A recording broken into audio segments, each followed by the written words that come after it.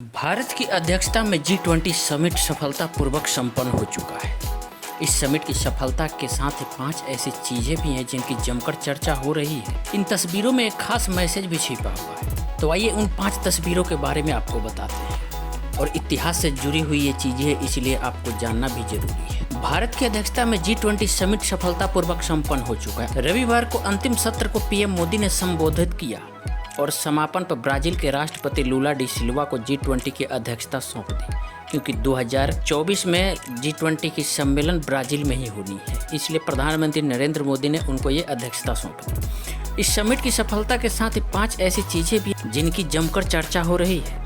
इसमें नटराज की विशाल मूर्ति, कोणार्क और नालंदा का झलक, कंट्री प्लेट पर इंडिया नाम की बजाय भारत और साबरमती आश्रम। तो आइए बताते हैं आपको इन 5 के बारे में और इसमें तस्वीरों में क्या मैसेज छिपा हुआ है, आज आपको ये भी बताएंगे। सबसे पहले जानिए नटराज मूर्ति के बारे में कि नटराज मूर्ति हमें क्या मैसेज दे रही है।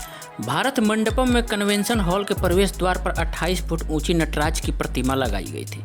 यह प्रतिमा भगवान शिव को नृत्य के देवता और सृजन और विनाश के रूप में परिभाषित करती है। भारत मंडपम में नटराज की प्रतिमा का लगाने के पीछे धार्मिक और ऐतिहासिक दोनों कारण थे। नटराज का यह स्वरूप शिव के आनंद तांडव का प्रतीक है। नटराज की प्रतिमा में आपको भगवान शिव की नृत्य मुद्रा नजर आएगी। साथ ही वो एक पांव से दानों को दबाए हैं। ऐसे में शिव का ये स्वरूप बुराई के नाश करने और नृत्य के जरिए सकारात्मक ऊर्जा का संचार करने का संदेश देता है। अब कोणार्क के बारे में जानिए।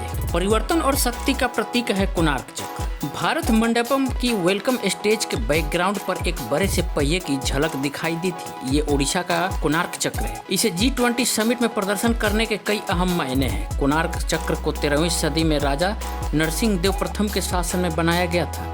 24 तीलियों वाले चक्र को भारत के राष्ट्रीय झंडे में भी इस्तेमाल किया गया है। कोणार्क चक्र लगातार बढ़ते समय की गति, काल चक्र के साथ साथ प्रगति और निरंतर परिवर्तन का प्रतीक है। यह लोकतंत्र के पहिए के एक शक्तिशाली प्रतीक के रूप में कार्य करता है।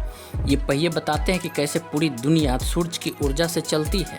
भारतीय प्रधानमंत्री नरेंद्र मोदी जब वेलकम कर रहे थे, उस समय आपने देखा हो कि उन्होंने अमेरिका के राष्ट्रपति जो बाइडेन को कैसे इस पहिए के बारे में बता रहे थे। बड़ी विस्तार से उन्होंने बताया। अब नालंदा यूनिवर्सिटी के बारे में जानते हैं। तो भारत की गौरवशाली इतिहास की गाथा है नालंदा यूनिवर्सिटी। यह विश्वविद्यालय 5वीं सदी से 12वीं सदी के बीच अस्तित्व में था।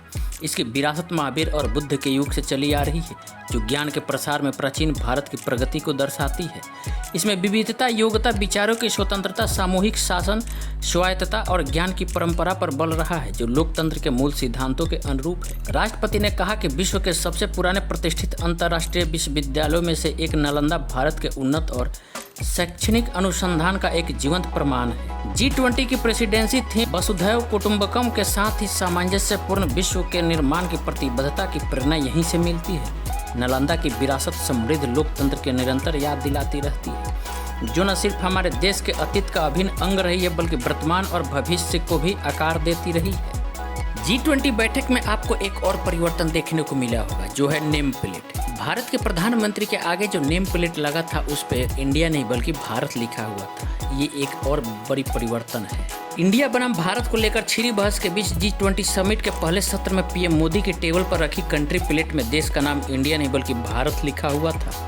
इससे पहले G20 या ऐसे जितने भी अंतर्राष्ट्रीय समिट होते थे, उनमें देश के लिए इंडिया नाम का इस्तेमाल होता था। पिछले साल इंडोनेशिया के बाली में जब प्रधानमंत्री मोदी G20 के समिट में शामिल हुए थे, तब उनके सामने इंडिया ही लिखा गया था। इसके जरिए सरकार ने साफ तौर पर यह मैसेज दे दिया है कि देश के नाम को लेकर सरकार का क्या रुख है। अब साबरमती आश्रम से क्या संदेश दे रहे हैं। समिट के दूसरे दिन G20 देशों के नेता राष्ट्रपति महात्मा गांधी के समाधि स्थल राजघाट पहुंचे, जहां प्रधानमंत्री नरेंद्र मोदी ने उनका स्वागत किया। इस दौरान वेलकम स्टेज के बैकग्राउंड पर साबरमती आश्रम की तस्वीर लगी हुई थी। पीएम मोदी ने पहले सभी मेहमानों को खादी का अंग वस्त्र पहनाया। उसके बाद साबरमती आश्रम के बारे में जानकारी दी। बता दें कि 1915 में गांधी जी के दक्षिण अफ्रीका से लौटने के बाद भारत में उनका पहला आश्रम 25 मई 1915 को अहमदाबाद के कोचरब क्षेत्र में स्थापित किया गया था। लेकिन गांधी जी रहने के लिए ऐसी जगह की तलाश कर रहे थे जहां वे खेती बाड़ी, पशुपालन, गौशाला, खादी का काम आदि कर सके। करीब 2 साल बात 17 जून 1917 को साबरमती के किनारे उनका आश्रम स्थानांतरित कर दिया गया। 22 मार्च 1933 को गांधी जी ने खुद ही साबरमती आश्रम छोड़ दिया और प्रण लिया कि जब तक देश स्वतंत्र नहीं हो जाता है तब तक वे वापस इस आश्रम में नहीं लौटेंगे। 15 अगस्त 1947 को भारत स्वतंत्र देश बना और जनवरी 1948 में गांधी जी की हत्या कर दी गई और वे यहाँ कभी नहीं लौट सके। इसके जरिए पीएम मोदी ने वैश्विक नेताओं को शांति, सत्य, अहिंसा और समर्पण का संदेश भी दिया है।